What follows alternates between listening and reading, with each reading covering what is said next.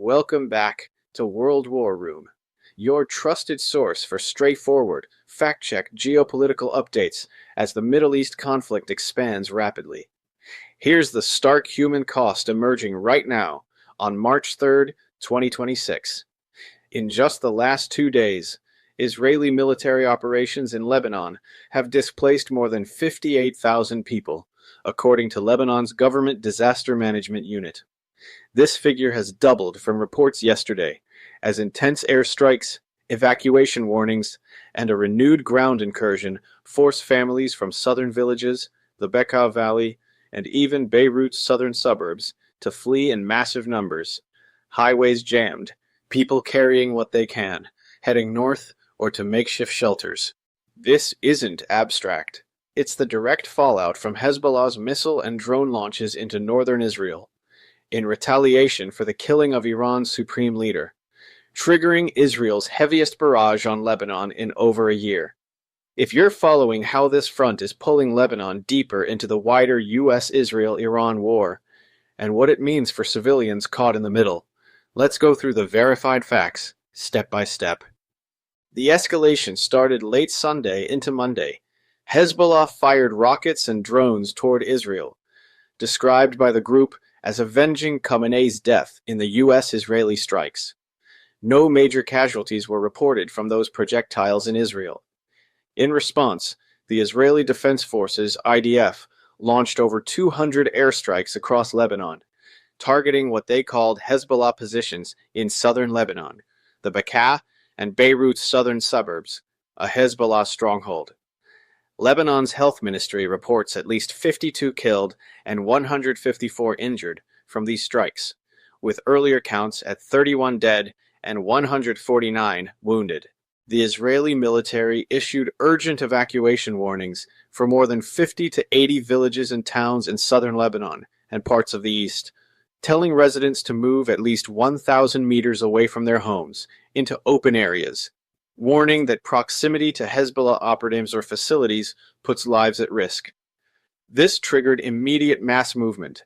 Families fleeing South Lebanon toward Beirut or Sidon, cars packed with belongings, some tying mattresses to roofs. In Beirut's southern suburbs, heavy traffic choked roads as people left densely populated areas hit by strikes. Adding to the pressure, Israel confirmed a limited ground advance, seizing strategic positions in southern Lebanon to prevent attacks on Israeli border communities. Defense Minister Israel Katz stated forces are authorized to take control of additional areas for security. Hezbollah responded by claiming strikes on 3 Israeli bases, but the ground moves have heightened fears of a prolonged operation. The displacement numbers are staggering in such a short time. Lebanon's Disaster Management Unit put the total at over 58,000 by Tuesday, double Monday's figure, covering people from South, Bekaa, and Beirut suburbs. The UN Refugee Agency, UNHCR, reports at least 30,000 have sought shelter so far, with many more expected as evacuations continue.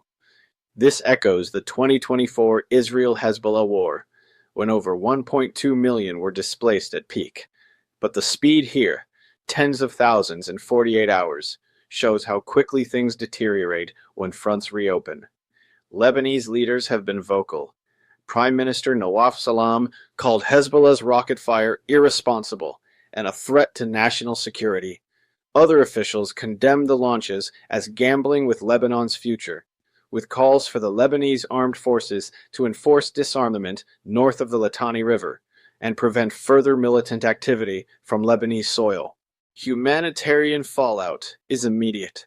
Families crowding into schools turned shelters, traffic chaos on escape routes, and civil defense teams managing flows. The UN and Human Rights Watch highlight civilians at grave risk, strikes in populated areas, warnings issued, but the scale strains Lebanon's already fragile system from prior crises.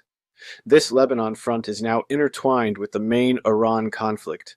Hezbollah acting as Iran's ally, Israel responding to protect borders while pursuing broader goals against Iranian threats. It risks drawing Lebanon, still recovering from economic collapse and 2024 war scars, into deeper instability, with potential for wider regional spillover. All details here come from reliable, cross-verified sources as of March 3, 2026. Al Jazeera Live Updates, Reuters, AP News, France 24, Human Rights Watch, UNHCR statements, Lebanese Health Ministry, Disaster Management Unit, and IDF announcements. Fast-moving events. Check official channels like UN or government sites for real-time changes. If this clear-eyed look at the civilian toll and displacement crisis helped you grasp the stakes, smash the like button, subscribe to World War Room for more grounded coverage, and turn on notifications. In the comments, how do you see this affecting Lebanon's stability long-term? Share your thoughts. Stay informed, stay safe. See you in the next update.